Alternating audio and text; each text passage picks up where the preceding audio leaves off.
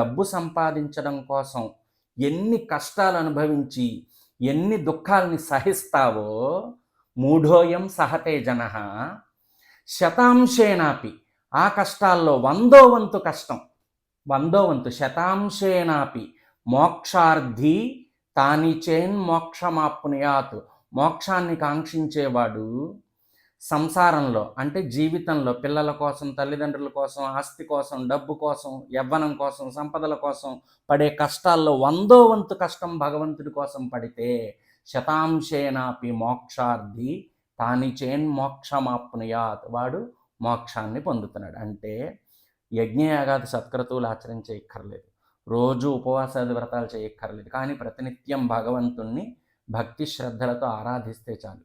డబ్బు సంపాదించడం కోసం పడే కష్టాలు, పడే పాట్లలో 100వ వంతు అంటే 1%, 1% భగవంతుడి దగ్గర మనస్సుని బుద్ధిని పెట్టి అమ్మవారిని అర్చిస్తే శాశ్వతమైన సుఖభోగాదులు, సంపదలు అన్నీ అనుభవిస్తాం.